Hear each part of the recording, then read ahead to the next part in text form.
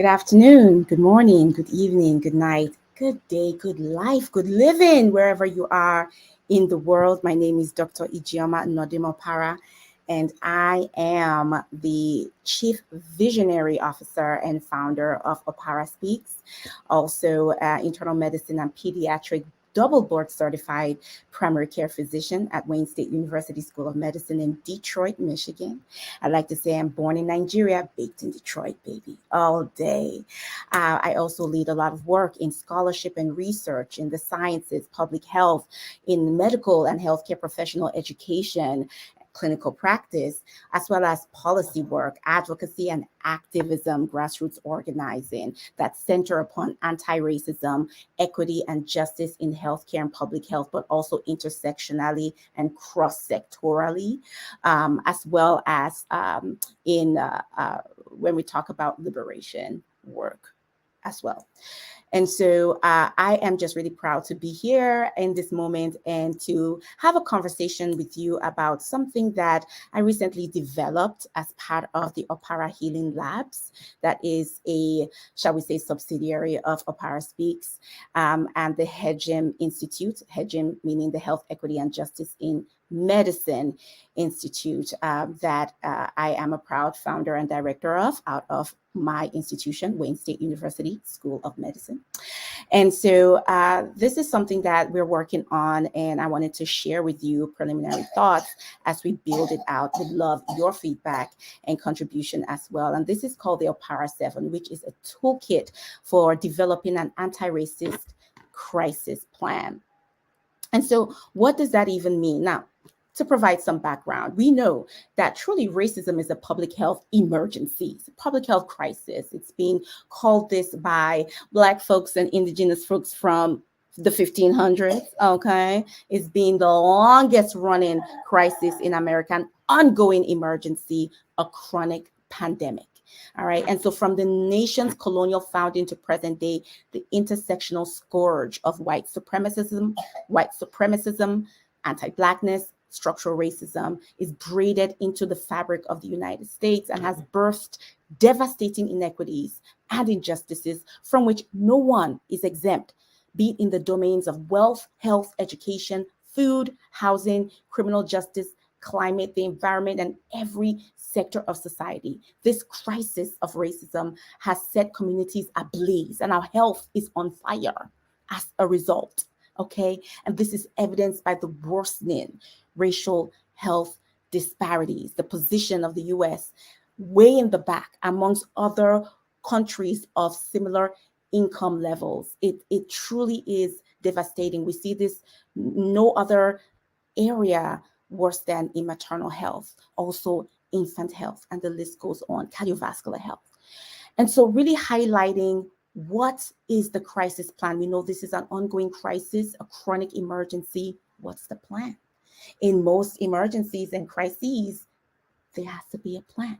How do we mitigate? How do we solve? How do we dismantle? How do we resolve? How do we move forward? And how do we create better? And so we have the Opara 7. I'm going to sort of present highlights to you. And they consist of 7 elements in what goes into your toolkit to create an anti-racist crisis plan to address this scourge. So number 1 is that we need to have a clear definition and understanding of racism. 2, that we ground our work in historical truth and ancestral wisdom. 3, that we embrace intersectionality and connect the dots of interconnection as well as how these systems of oppression and violences work. 4, that we center and follow the lead of grassroots Black and Indigenous activists, artists, scholars, and leaders. 5, that we prioritize interdisciplinary work, cross-sectorality, and collective action. 6, that we uphold liberation as the goal and abolition as a pathway. 7, that we weave in self-care, compassion, self-compassion, and trauma-responsive, culturally affirming healing practices. Now, this is really important and critical. And so I'm going to go through each of them and add just a little bit of detail. More is to come. And so let's start with the first one, which is a definition and understanding of racism. Because what I found in my work is that oftentimes when folks are coming talking, they have differential ideas of what racism is, and they're all over the map. We can have a constructive and effective conversation when we don't even agree on what we are talking about. We are not on the same page. And so I use Dr. Kamara Phyllis Jones's description or definition of racism because it truly is chef's kiss, right? And so what she says is that racism is a system of power that structures opportunity and assigns value to folks, to communities, to populations based on the social interpretation of their skin or how they look, of their phenotype, so to speak. And so I love this. And there's a second part I'll talk about in a minute, because it reminds us that racism is a system. It's not just about, oh, this person called me the N-word, the N. That N-word lives inside of a system. That dehumanization and degradation contained in that word lives inside a whole system that reinforces that ideology and belief and value of people that have browner skin and from the continent of Africa, which, side note, we all are ultimately from as the birthplace of humanity. Okay, side note closed, back to main point. And the fact that that word, that interpersonal exchange reflects a system, a structure, laws and policies, ways of organizing housing and food and health, quality health care and quality education and criminal justice experiences and encounters. It is part of an entire system of power, a power hierarchy to ordering society built on phenotype, skin color, the way people look, where those in white bodies are apportioned power and consolidate and hoard power and resources at the topmost of the hierarchy of the social ladder that they created by force and violence and exploitation. And those with browner skin are placed at the bottom. Okay, all right.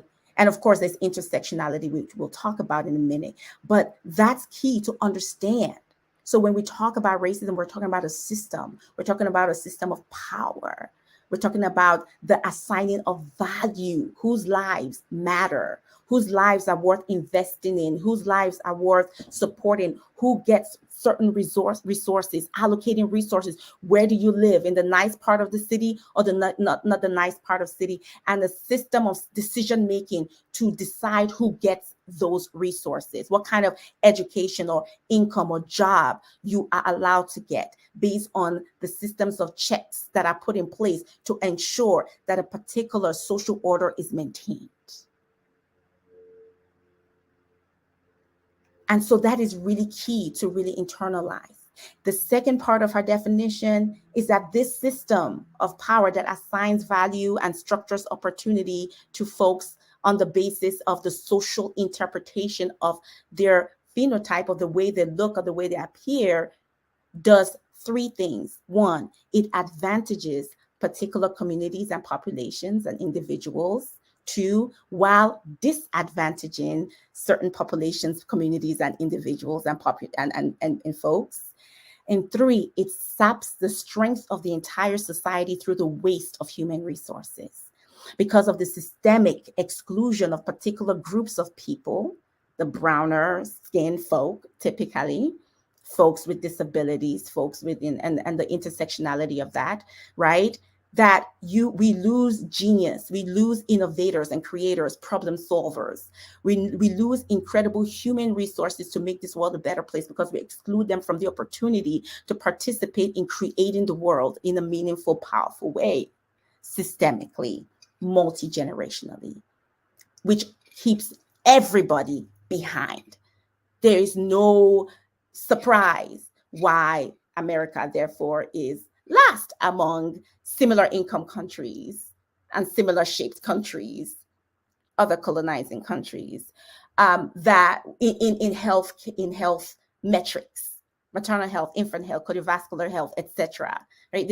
There's little surprise and shock there. You have systemically by structure and policy and law and culture and behavior and norms and rules and regulations and standards, excluded Black folks, Indigenous folks, and other groups as well, and those of us that hold multiple identities from the places that make the decisions that govern and order and organize society.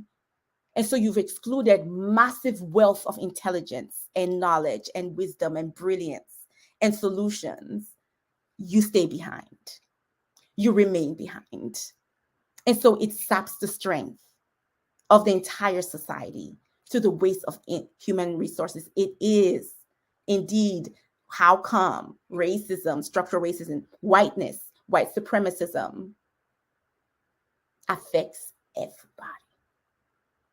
All right. And so it's so important that we have that understanding of the definition and then how it works through all sectors of society, how it is intentionally designed, intentionally maintained, perpetuated, and perpetrated on multiple levels in institutions, at our workspaces, our neighborhoods, our places of worship and places of leisure, places of grocerying, places of librarying, places of post officing, in our homes, our kitchens and living rooms, and outside. It is so important to understand this in order to then have the foundation to move on with the other elements. And so the second element, of course, is the historicity of it all, the historical context, the ancestral wisdoms, understanding that we are not dealing with something that is brand new or operating in a vacuum. It operates inside of a historical context, that this was by design. It is written into the Constitution of the United States, of the colonies, and then later the United States, right? It is what informs all milestones of history. I want to also introduce my assistant, my deputy Chimamanda Opara, who features in multiple works, and she will be supporting and assisting me in this conversation. Because just because we do work don't mean we stop being mamas and daddies, right? Okay. And so the second element, again, it is the historical context. We have to always be asking the question, well, why? How did we get here? This is a critical lens to our understanding and analysis of the realities that we're contending with, so that it can inform effective solutioning and interventions, right? There is a reason what is. There's a story to how it came about. If you don't understand it, your interventions, your approaches, your strategies fall flat, are rendered impotent. And so that is critical. We must always have the lens of history and the ancestral wisdom to look through the perspective of those that came before us. Our Black, Brown, and Indigenous ancestors that knew and understood and theorized and applied and implemented and resisted and revolted and protested without apology, and learning from them. None of this is new. And the third element is to embrace intersectionality and connect the dots. Every piece fits in with each other. What is happening in health and healthcare and public health is intersected and interdependent with what's happening in the criminal justice system.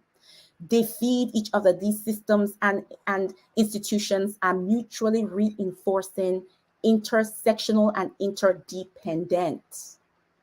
They rely on each other. They speak to each other. They feed each other. And they co-create each other. They mutually reinforce each other. It is all connected to what's happening in education, which is connected with what's happening in housing, which is what's connected to what's happening in the financial system. So when folks say, is everything about race? Yes, because that's how it's designed. That is how it is designed. It's also designed to be sort of insidious and silent so that we don't say. Because like Voldemort, if you just call it he that is not to be named, then he can cause all kinds of mischief and you remain or believe that you're powerless. Until folks started to call his name and call him what he was. That's when Harry Potter really came out as a badass. You say, I'm a nerd, and just random metaphors. Point is, you got to name whiteness. You got to name white supremacy and white supremacist delusion. You got to name anti-Blackness. You got to name racism. You got to define, understand it, identify it, recognize it, so you can dismantle it, because you can do nothing about that which you cannot name. So understanding how these systems work together, are interdependent, intersectionally experienced and perpetuated, and mutually reinforce each other is key, because our policies, our practices, our norms and behavior and change, and all the pieces of change that we're creating needs to also be intersectional, interdependent, mutually reinforcing, speak to each other to be truly effective. Number 4, we talked about centering and following the lead of grassroots Black and Indigenous activists, artists, scholars, and leaders. I mean, that is self-descriptive and self-explanatory. Oftentimes, we frame experts as those that went to school. They have the MDs and the PhDs and the MPHs and the ABCs, XYZs, and JFW XYZs, the CNNs and the MSNBCs. But I tell my folks, I tell my trainees, I tell my community partners, the only degree that matters is the GSD. Getting shit done. Right? Folks that know how to get stuff done. Them the real experts. Them the real experts. That's the only certificate that matters. And oftentimes the folks with the ABCs and the XYZs have no GSD. In fact, they know how to they have GNDs, get nothing done, right? Or just, SSS, start some shit, right? And so we have to understand that the true experts are the ones that have the community, cultural knowledge, skills, wisdom that have been carried intergenerationally, that is folks on the ground that know what to do, how to do. They have power mapped, they have strategized, they have asset mapped, they know all the pieces. What sometimes is what is needed is the investment and financial support, the political amplification, right? To get on in those rooms and get on those ballots, etc. And that's where we can join forces to really uplift their voice, but they are the leaders. We cannot reinforce ideologies of white supremacism and capitalism and patriarchy inside of movement because we haven't done the work in ourselves. We're going to get to that in element 7, right? By thinking that the only true experts are those that went to school. What school? The same schools that themselves are institutions of white supremacism? I said it because it's true. And so truly beginning to understand that the grassroots folks are the experts. They theorize, they amplify, they implement. They're the true implementation interventional experts. Just because there's no quote framework around their work sort of delegitimizes them in the eyes of those who think they know but know nothing. So this is really key as element number 4. Element number 5, prioritize interdisciplinarity, cross-sectorality, and collective action. We will not get this work done alone. We do not do this in silos. The siloification of our work, of life, of systems is part of a white supremacist capitalist construct. Because when you're alone, you're ineffective or you're poorly effective, right? We only get this work done when we're working hand in hand with our arts folks, with our humanities folks, with our social sciences folks, with our dreamers and artists, right? With our natural science folks, with our biological science folks, with the folks that are basket weaving and bus driving, with our stay-at-home folks. We get this work when we work collectively and we bring our individual strengths to the table to work as one, as part of a powerful coalition. In medicine, especially my field, we have this hubris that we have the answer to the problem. First of all, we don't consider that we are part of the problem. That is, first of all, we forget that we are part of how this mess came to be. So we don't even say the truth there. And I often say, we can have no equity, health equity, until we have justice. And we cannot have justice until we say the truth. And part of the truth is medicine and healthcare not only have played a role, but have been central as themselves a home to, a bastion of white supremacism and patriarchal injustice, oppression, and violence. It is not accidental that we have the healthcare racial violence that we see, period, and particularly in obstetrics and gynecology when it comes to maternal and infant health. But we see it really all over the place. We just have a lot of literature when it comes to maternal health. And so it's so important that we are able to speak the truth in this work in order to achieve justice, in order to achieve equity, and therefore is a critical element in our anti-racist toolkit. We got to work together. We don't have all the answers. We got to undo hubris. We are part of the problem. We got to be part of the solution. And part of the solution is being a part, a piece of a whole that requires the involvement of our brothers and sisters and siblings in other sectors. We need government. We need, like I said, our artists. We need private industry. We need corporate. We need administrators. We cannot identify any of these as these folks or representatives of these folks. Now, yes, they can be problematic. So can we. So understanding that and understanding that we all have strengths and perspectives to bring to a collective so that we can act collectively to move the needle is key. And you know who gets that? Oppressive systems, folks in power that don't want to give it up because that's how power works. And that's why part of their every effective sort of counter-revolutionary work by those in power is to cause division. Divide and conquer has always been an effective strategy for oppressive systems to reign and reign supreme, because there is power in collective action. There's power when we come together. That's why I usually sign off with love yourselves, love each other, build community, build power. Power is in the coming together. It always has been. And coming together across sectors, disciplines, and spaces. Number 6, uphold liberation as the goal and abolition as the pathway. Anti-racism, decolonization, abolition, this is a pathway to a goal. It's not the goal itself. This is the journey, the process. But what we are attaining is liberation, is true freedom to be all that we are created to be. I remind folks that we already are great. We already are amazing. We already are outstanding. We're already whole. We're already all the things we dream to be. But we have structural barriers in the way, cultural barriers in the way, societal barriers in the way, systemic barriers in the way, in the form of laws, policies, cultural norms, behaviors, practices, etc., standards, rules, and regulations, written and unwritten, right? And so what is needed, this work of abolition, this work of anti-racism, this work of justice, is to remove and eliminate those barriers so that we can actualize that which we already are. We already are these things.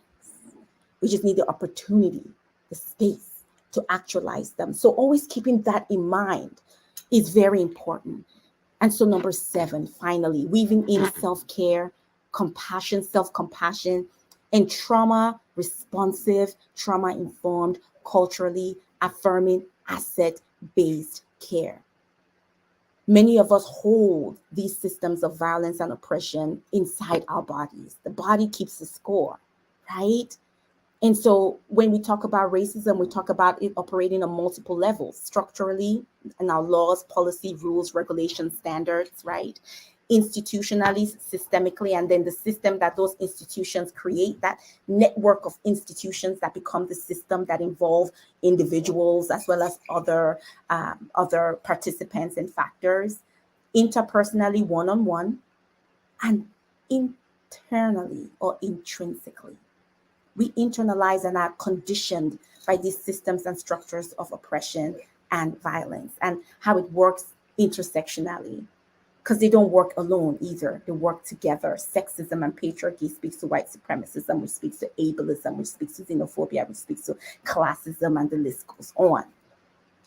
So we have to do the work. We have been traumatized and hurt and scarred, battle scarred, intergenerationally by these systems of violence, by these experiences of violence, by all these pieces. And so we need to do this work, be ensuring that we are practicing exquisite self-care, communal community care, that we are working together in a way that we are uplifting our joy, our play, our passions, that we are embracing the fullness of our humanism. And we learned this from Black feminist and queer thought, that we have to ensure that we are holistic and global and we're not neglecting ourselves, because joy is resistance, joy is revolutionary. But we too, knowingly or unknowingly, perpetuate the programming that comes from surviving these systems of oppression and violence. So we have to be always unlearning and undoing and dismantling these internalizations every day for the rest of our lives, while healing from the injury they cause. So we have to be practicing those things. And they look different for everyone, but they're wonderful toolkits out there that we can talk about. Google racial trauma toolkit, start with that and go from there. They're wonderful books. We can talk about that another time. And so once again, this is the Opara 7, the essential elements of your anti-racist crisis plan toolkit. And if we're going to dismantle, correct, and prevent, and create a better tomorrow, a better world for all of us, if we're going to undo the system of racism, white supremacism, and anti-Blackness, we need, at the very least, these 7 elements. And so I look forward to talking to you more about them and fleshing them out. I want to know your opinion, thoughts, and comments, and how we work together to build in this toolkit collectively. I want to also name that is important when we talk about intersectionality, that we're understanding it's not just about human health. We're talking about animal health, global health from a planetary, environmental, climate standpoint, our biosystems and ecosystems. That matters. Absolutely. We cannot talk about intersectionality and sort of, the interdependence of all things without naming that. What happens to Earth and to our universe matters in terms of our health. What happens to animals matter, and the ecosystem and the balance thereof, it matters. It impacts us, and the impact is disproportionate inside of an unjust system. So we're referring to that as well. That needs to be part of this crisis plan toolkit.